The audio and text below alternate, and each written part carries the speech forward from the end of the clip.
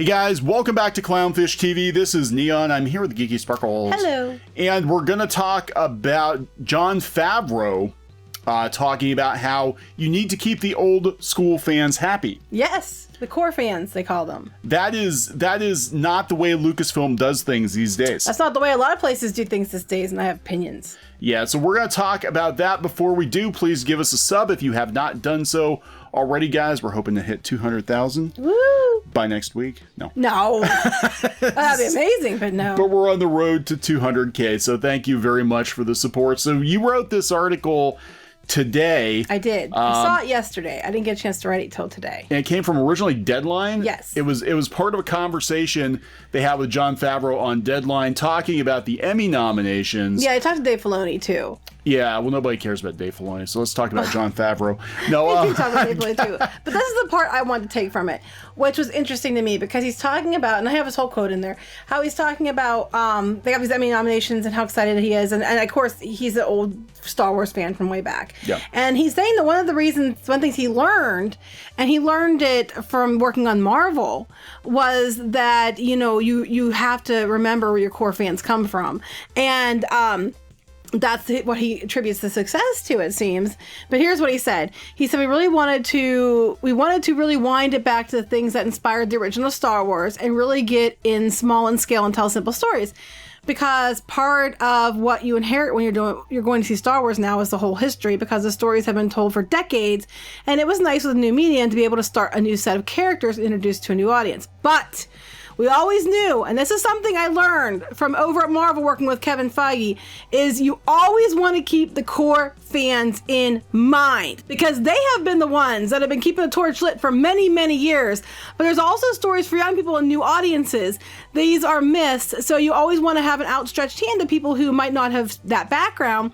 So you're really telling two stories at once. You're telling a story for the people who are with fresh eyes, and you're telling a story for the people who have been there and the property and with the stories and with the characters for so many years, and make sure that you're honoring them as well. And so this is where Lucasfilm has failed. Prior to The Mandalorian, I also want to mention She-Ra, suck it. Everything comes back to She-Ra. But no, this is a very novel approach, and they will never put Jon Favreau. This is the correct approach. This is the correct way that it always has been in the past until the last few years. They will never put Jon Favreau in charge of Lucasfilm with that kind of attitude that you should keep. Lucasfilm might be successful then. Yeah, right. That's what you don't understand. When you acquire an IP, when you work on something that is established, the fandom comes with it. And that's the whole reason that you're working with something that's already established. If you want a completely new audience, just go build something new. Right. And we saw with Marvel, it worked really well. I mean, there was a couple stumbling blocks. Captain Marvel had a lot of backlash, but that's because of behaviors and attitudes of people associated with it, where it was basically telling the core audience, we don't want you here. And that's a problem, because the core audience has kept it going for decades. As we've seen with Star Wars, it doesn't go over well when you take the lead character from the original trilogy and crap all over the character, because you can't. Yeah.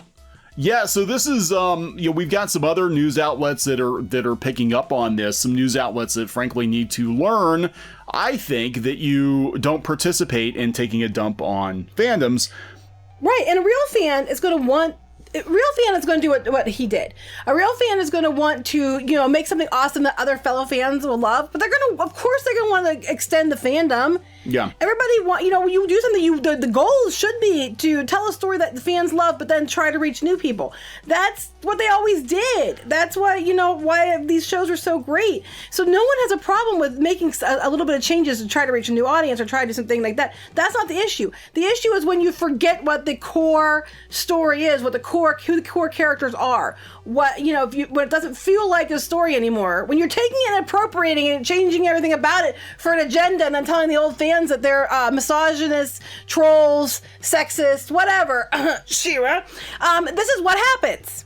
Thundercats roar. She-Ra. Doctor Who, Star Trek, Star Wars. Do you see a pattern here?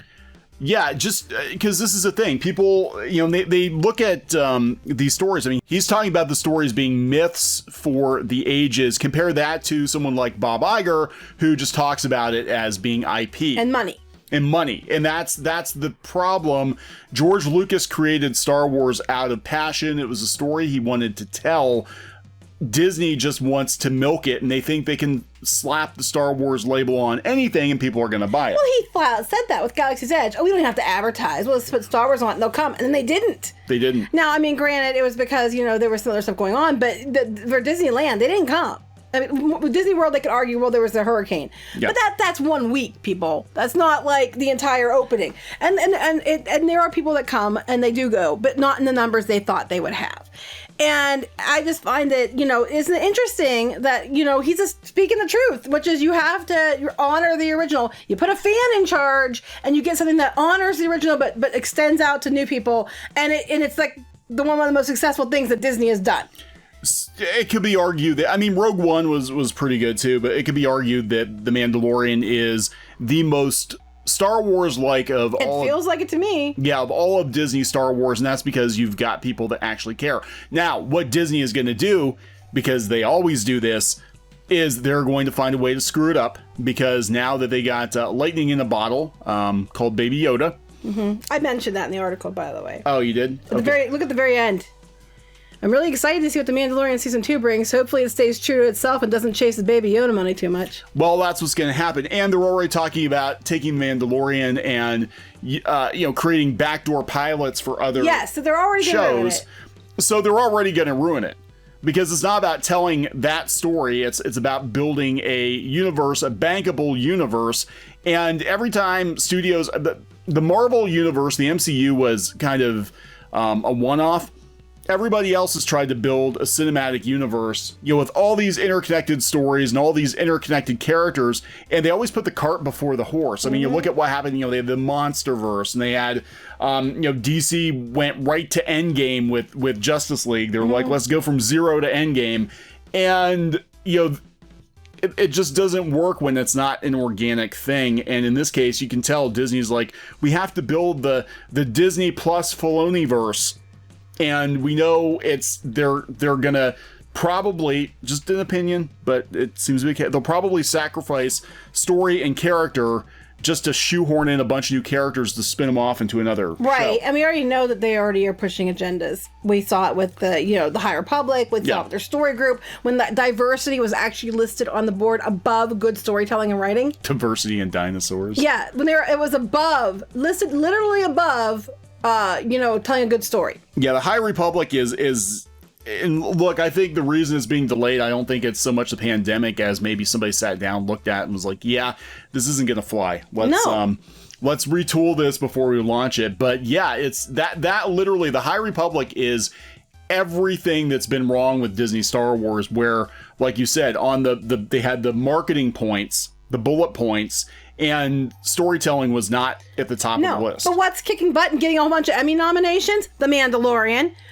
You'd think the takeaway would be obvious here. The takeaway is obvious here. And I'm going to do it again, say it again. It goes for the rest of Hollywood. Learn a lesson here. If you want to be the steward of a property and you want to take a property and reuse it, you have to remember that there are fans that have been around keeping it alive for decades to make it even worth anything. And maybe going in and just changing things for agenda purposes, or changing things just because you can, or making all kinds of dumb, choices, is going to cause issues. And then it's probably a really, really bad idea to alienate all the original fans from the show if you want actual views and money spent. Yeah, well, She-Ra. Star Trek.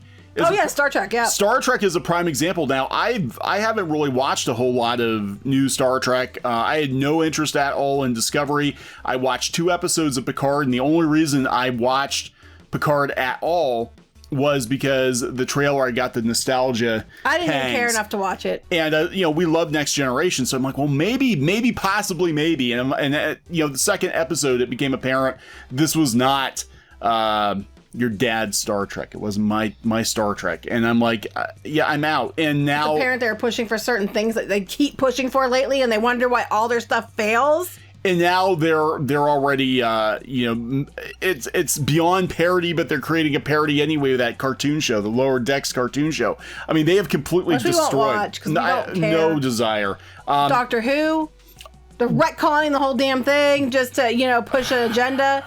Doctor Who was my favorite show for many, many years, and now it's completely dead to me. Like, I am so numb to it, I don't even care. Doctor Who news comes up, and I'm like, this is just painful. It's just painful to see what they've done. As far as I'm concerned, Peter Capaldi's Doctor just blew up.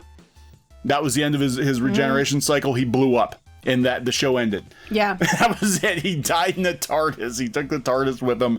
It all blew up, and that's it. And I'm done. I'm out. And I don't want to get to that point with Star Wars, but the Mandalorian, I feel bad because I'm like, that's that little flicker of hope, because I see something in it that reminds me of the Star Wars we grew up with, but I know Disney, and I know they're gonna snuff it out with a giant white glove, because they always do. Chasing money, they always snuff out that right, that and they flame. keep putting people in charge of things that shouldn't be in charge of things instead of people who actually care.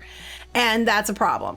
And, they're too busy chasing money that they don't understand that if they would just stay true to the properties, the money would come. They just don't understand that. And these Hollywood in general. First of all, everybody's sick to death of your damn reboots, and you're, taking shows and redoing them for a now audience where you basically change everything about them to make it unrecognizable, to shoehorn in whatever you're trying to push that week. They're tired of being told they're bad people because they don't like your new version when they've been supporting it for years. And it's refreshing and a bit of wisdom here that maybe you should listen to. When you understand that you can bring new things, you can bring in new fans, but you have to remember that your old fans, the core fans, are who you have to be focused on first. If you're a true fan of something, you don't want it to suck. Like, we didn't want Star Wars to suck. We were excited. We wanted it to be amazing. And then it turned out to be what it was. I didn't want the new She-Ra to suck. I wanted it to be amazing. And it turned out to be what it was. And you can't bring in new fans and have a united fandom when you're too busy slashing and bitching and slapping down old fans and calling them names because they don't like a character you did that happens to be female or whatever. Yeah. You want to expand the fandom, not cut it down to like the new people only. That's suicide, financial suicide, and stupidity. That's what happened with comic books. We've been talking a lot about the comic book industry, and they basically told the old school comic book fans, we don't want you anymore. We don't want your money. Get out of here, you dinosaurs. And they said, fine, we're gone. We're taking our money with us. And they're like, oh my God, our comics are only selling 5,000 copies a month. What happened? What happened? I think this is funny too with like everybody canceled Netflix Avatar, The Last Airbender, because the people that are mad about it now were the ones who grew up with it as kids and they don't want it ruined. Well, how dare you haters? You misogynist, sexist, and foes. How dare you? Except we agree with you. We think Netflix should cancel this. It shouldn't do it. If they're going to ruin it, don't do it. We 100% agree with you. But it's like, where's everybody calling them names? Because they don't want something that they loved changed. That's what, at the end of the day, they don't want it changed. And they're fearful of the creators being out. It's going to be something garbage and not what they want. Hello? It's the exact same damn thing. But now you care about it, so now it matters. Well, that's it. These younger fans, and we're going to see it as these younger people, journalists, whatever, get older and they start to see their childhoods strip mined. Well, they're heading to the 90s now, so grab your butts. It's coming. Yeah. So once they see their own childhoods strip mined the way that the 70s and 80s have been strip mined, they'll feel differently. Well, they obviously are. We have a canceled Netflix thing going on Twitter because they didn't. Oh, how dare you? You better not change it. Why would you change it? How dare you make changes for no good reason? We're the fans. What the heck? I don't know. Take a number. Ask the Star Wars fans how they feel. Ask the Star Trek fans how they feel. Ask the She-Ra fans how they feel. Ask the Thundercats Roar fans how they feel because they really got shafted. Ask the Doctor Who fans how they feel. Just, ask them because these are the people you've been mocking and calling names for years. But now that it's coming for something you care about, now it matters. Remember how they got mad about Kim Possible?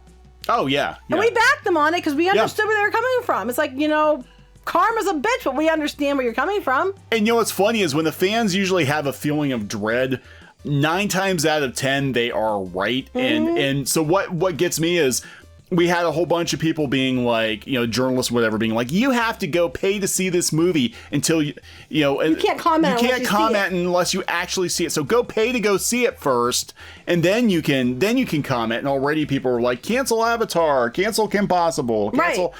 Yeah, you're going to feel different. You're going to feel different when it's your turn. And it's going to be your turn. And you're going to have kids now that don't give a shit about your childhoods. They don't. They're just going to come in and just piss all over everything you loved. The only saving thing that might happen is if Hollywood actually listens to Jon Favreau and does what he's doing because he's right and in what he's doing. And they will never put him in charge of Lucasfilm because he's got the wrong attitude. Which is the right attitude. Yeah, and Disney though, I mean, I just want to talk about this before we wrap it up, but Disney in general, they're in for a rude awakening, not just financially, but look at Skydance. Okay, they've got John Lasseter at Skydance. John Lasseter is poaching Disney animation people. Yeah, now. we were going to do a video on that. We never did get around to doing it. Yeah, so he's actually poaching some of the best Disney animation people right now. And you look at Disney, and before John Lasseter, they were creatively bankrupt. They were giving us movies like Home on the Range. Okay, Home on the Range before John Lasseter, but we got Wreck-It Ralph and Frozen after John Lasseter. We also got Wreck-It Ralph too, but John Lasseter was on his way out then, so. Yeah, he was on his way out. So it's, Disney is only as good as its people, and they have this tendency to buy things, but they think they're buying a turnkey business. Right. And it's not Star Wars is not a turnkey business. No. You need the right people. You have to understand it and understand the fans. And that's what these places are doing, DreamWorks, etc. They're taking these things like, oh, it's bankable because it's popular, not understanding that if you change everything about it and you ruin what people love about it and you ruin the main characters and things, that the fans are going to get mad. And actually calling them names and not listening and taunting them probably makes it worse. Yeah, because, I mean, they might be willing to hear you out. They might be willing to give you a chance. But if you call them names, everybody expects some change, some updating, whatever. But if you've got people who are emotionally invested in a property, financially invested in a property, and they've helped carry the torch for years, like Jon Favreau was saying, and then you give them the finger right out of the gate, like, well, we're just going to do what we're going to do and piss off, man, babies, they're going to take their money. Mm-hmm. And their goodwill, and they're going to go someplace else. And no matter how much you call them names, doesn't change the fact that they're not the ones who screwed it up. No. I mean, I'm like, me personally, again, I'm done with Doctor Who. Like, until I see if it ever comes back online. It's not going to. I think they've done this retcon that damages. It's a permanent scar. It's done. And I love Doctor Who, and I'm done. It's dead to me. And Star Wars, The Mandalorian is the only thing I'm interested in at this point. Yeah. So, but I know they're going to screw it up because I know how Disney works. And they always trip over themselves when it comes to money. Right. Well, not just that. They're too busy trying to appease certain voices that they're throwing the baby out with the bathwater. And they do it all the time. And like I said, and it's not just Disney. All the franchises like Star Trek and She-Ra and Thundercats Roar, they all need to understand and learn this lesson because they've just been spending so much time doubling down on hate for fans that they buried their own grave. They dug their own grave, buried themselves. I was just thinking, they're not going to throw the baby out with the bathwater. They'll sell the Baby Yoda bathwater. No, Disney will. But I'm talking about She-Ra and all. They will sell the Baby Yoda bathwater. If you peed in it, it's extra. Right, he's marinated in his juices. This is nasty. He's sold by the vial. OnlyFans. That's just gross. Look out for Baby Yoda. That's gross. All right, we got to wrap this one up. Yes. Okay, so please subscribe for more pop culture news, views, and rants. Check out clownfishtv.com. If you're afraid of missing videos, if you go over there, you can subscribe to notifications over there as well, and hopefully you don't miss anything. We don't want you to miss anything. No, and YouTube has a tendency to not send notifications or unsubscribe people. Yeah. So make sure you're still subscribed too. Yeah. All right, guys. Talk to you later. Bye. Hey, guys. Thanks for watching Clownfish TV. Please consider supporting the channel. Go to clownfishsupport.com. That's clownfishsupport.com. And if you want to join our community, go to clownfishtalk.com. That's clownfishtalk.com. Please subscribe. Ring the bell for notifications. We will talk to you next time.